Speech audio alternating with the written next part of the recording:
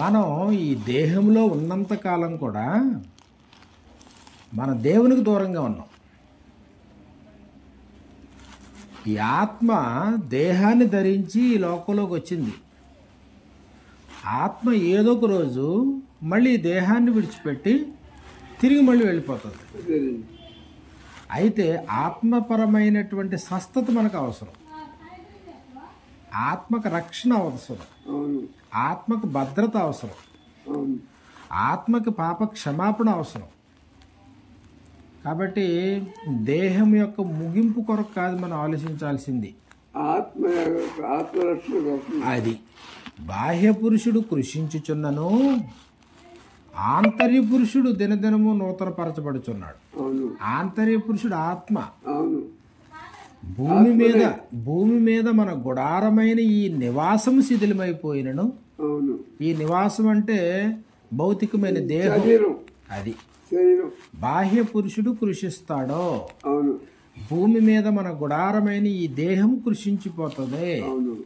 సర్వ శరీరులు గడ్డిని పోలిన వారు, వారి అందమంతా గడ్డి పువ్వులే ఉన్నది. మీకు తెలిసినంతలో ఎవరైనా అట్లా ఆత్మను రక్షించుకోగలిగిన వాడు ఉన్నారా? అనేకులు దేహంలో ఉంటుండగా తాము ఆత్మను మనం గుర్తించాలి. ముందు తామంటే దేహాలు కాదు, అదేనండి ఆత్మకు. మనం ఆత్మలో శరీరంలో ఉన్నాం. అంతే. ఇప్పుడు నేను ఒక వ్యక్తిని అద్దింట్లో ఉన్నాను, అద్దిల్ని నేను కాదు కదా. అవును. అద్దిల్ని వదిలేస్తాను, కావాలంటే ఇంకొక చోటకు పోతాను. అవును. నేను ప్రాముఖ్యం. అలాగా మనం అంటే ఆత్మలో. అవును, ఆత్మలో. దేహంలోకి వచ్చాం, అవునవును, మళ్ళీ దేహాన్ని వదిలేస్తాం. అవును. అప్పుడు ఈ ఆత్మ సంబంధమైనటువంటి స్థితి మనకు ప్రాముఖ్యమైంది. ఇప్పుడు పాపమైన పుణ్యమైన ఆత్మకు సంబంధించింది. అవును, కరెక్టే. కానీ శరీరంతో ఉన్నప్పుడు శరీరంతో జరిగించేటువంటి క్రియల యొక్క ఫలమే అది పాపం కానీ లేకపోతే నీతి కానీ. ఒక మనిషి పాపం చేశాడు. దేంతో చేశాడు పాపం? శరీరంతో చేశాడు. ఆలోచనలో పాపం చేస్తున్నాడో, క్రియల్లో పాపం చేస్తున్నాడో, తలంపుల్లో పాపం చేస్తున్నాడో. ఇప్పుడు ఆ వ్యక్తి దేహం యొక్క ఫలితాన్ని పొందాల భవిష్యత్తులో. కాబట్టి భౌతికమైనటువంటి ఈ దేహంలో మనం ఎన్నేళ్ళు మనం బ్రతికినా మనం గుర్తించాల్సిన సత్యం ఏంటంటే, ఆత్మీయ జ్ఞానం ఏంటంటే మనం ఆత్మలో, we are the spirits living in this mortal body. కాబట్టి మనం ఈ మర్త్యమైన దేహములో ఉన్నాం, క్షయమైపోయే దేహంలో ఉన్నాం. కానీ ఈ దేహాన్ని దేహ సంబంధులు దీనికి ముగింపు పలుకుతారు మరణించిన తర్వాత. అంటే ఇప్పుడు ఆత్మ దేహము రెండు ఒకదానినొకటి వేరైపోవడాన్ని మరణం అంటాం. అంతే కదా. మరణము అంటే ఎడబాటు.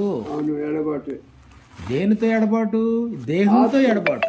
అవును, దేహంతో ఎడబాటు. అసలు వ్యక్తి ఎవరప్పుడు? ఆత్మ దేహమా? ఆత్మ వెళ్ళిపోతుంది. అవును. కానీ మరి ఆత్మకి సరైన భద్రత లేకపోతే ఎక్కడ పోతుంది?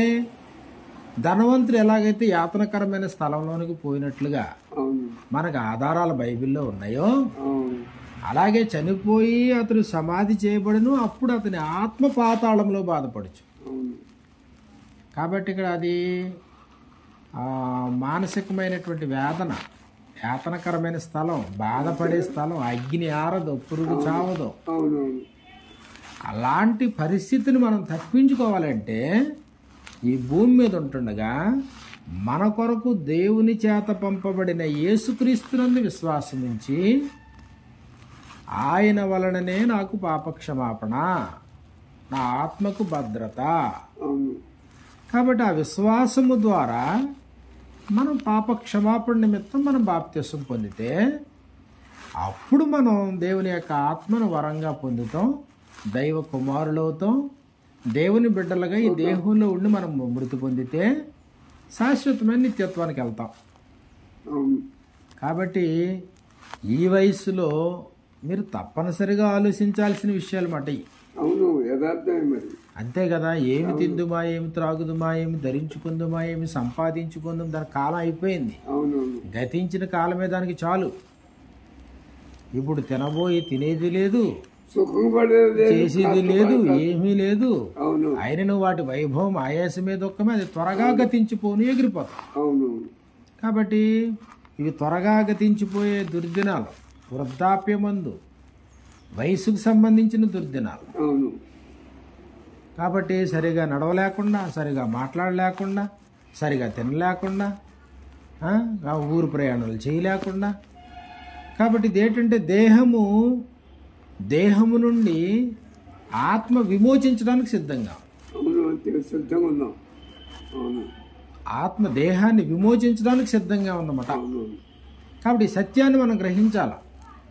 ఆయన ఏదో కృప చూపిస్తున్నాడో, కరుణ చూపించి సర్లే దినాలు పొడిగిస్తున్నాడో, సంవత్సరాలు అధికమయ్యేలా చేస్తున్నాడో, దీర్ఘాయువును ప్రసాదించాడంటే ఈ సత్యాన్ని మనం గ్రహించలేకపోతే నన్ను పంపినటువంటి దేవుడు ఎవరో, నన్ను సృజించిన వాడెవరో, సర్వలోకాన్ని సృజించినటువంటి వాడెవరో, అవును.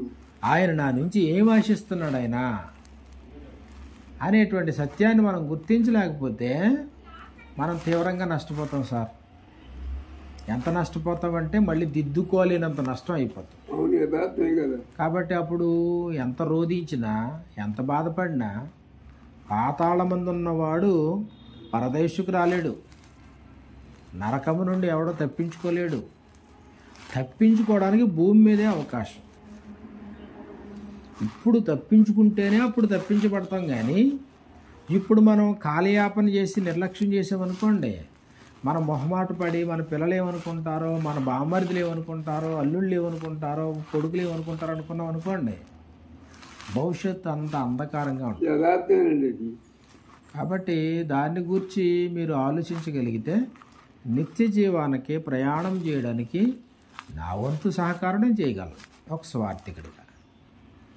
కాబట్టి ఈ సత్యాన్ని గ్రహించగలిగిన వాడు ఆ ప్రమాదం నుంచి తప్పించబడతాడు.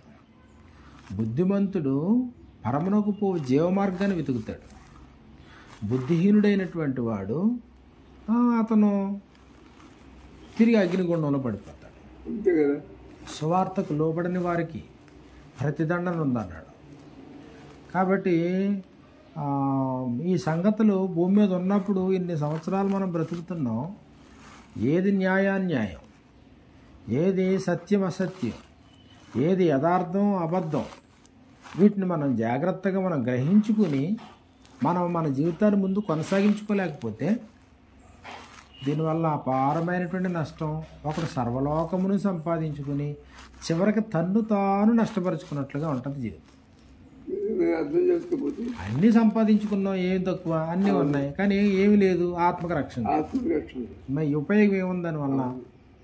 కాబట్టి మతాలన్నీ ఏం చేస్తున్నాయంటే మనుషుల్ని భ్రమలోకి నెట్టేస్తున్నాయి. మతాలన్నీ ఏం చేస్తున్నాయంటే భౌతికమైనటువంటి ప్రయోజనాలని చూపిస్తున్నాయి, భ్రమలో నడిపిస్తున్నాయి. కానీ ఆత్మరక్షణ గురించి ఏ మతం చెప్పట్లేదు. కాబట్టి యేసుప్రభు ఏమన్నాడంటే, ఇదిగోని ఆత్మరక్షణ కొరకు ఈ లోకానికి వచ్చింది అన్నాడు. ప్రయాసపడి భారం మోయించిన సమస్త జనులారా నా దగ్గరికి వస్తే మీకు విశ్రాంతిని ఇస్తానన్నాడు యేసుప్రభు. కాబట్టి ఏ విశ్రాంతి ఇది అని అంటే, ఇదిగో రేపటిని కూర్చిన చింతలేని విశ్రాంతి, దిగులు పడని విశ్రాంతి, శుభప్రదమైనటువంటి నిరీక్షణ కలిగిన క్షేమంగా బ్రతికే విశ్రాంతి, ఏమి తిందుమా ఏమి త్రాగుదుమా అనేటువంటి చింతలేని విశ్రాంతి ఇది.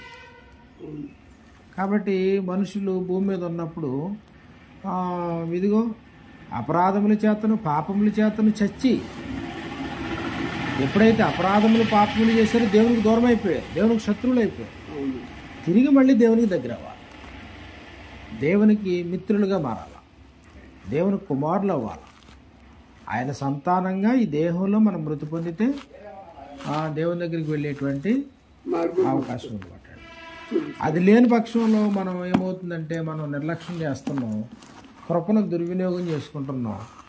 కాబట్టి దేవుడు చూస్తాడు చూస్తాడు చూస్తాడు చూస్తాడు, కనికరిస్తాడు కనికరిస్తాడు, కృప చూపిస్తాడు కృప చూపిస్తాడు, దీర్ఘశాంతం చూపిస్తాడు. చివరికి ఏదో ఒక రోజు బైబిల్ పట్టుకున్నందువల్ల కాదు, బైబిల్ పట్టుకుంటే ఏమైంది? బైబిల్ పట్టుకోవడం కదా, దాన్ని అనుసరించాలి కదా, అవును, ఆచరించాలి కదా. ఆచరించాలి కదా. అవును, ఇది నీతి మార్గాన్ని ఇది కోరుతుంది, అవును, సత్య మార్గం చెప్తుంది, నిత్య జీవానికి పోయే మార్గానికి నడిపించేది ఇది. దీన్ని అవలంబించాలి, అవును, ఆచరించాలి. ప్రేమతో ఓపికతో దీన్ని అవలంబించేవాడు ఫలింతాడు.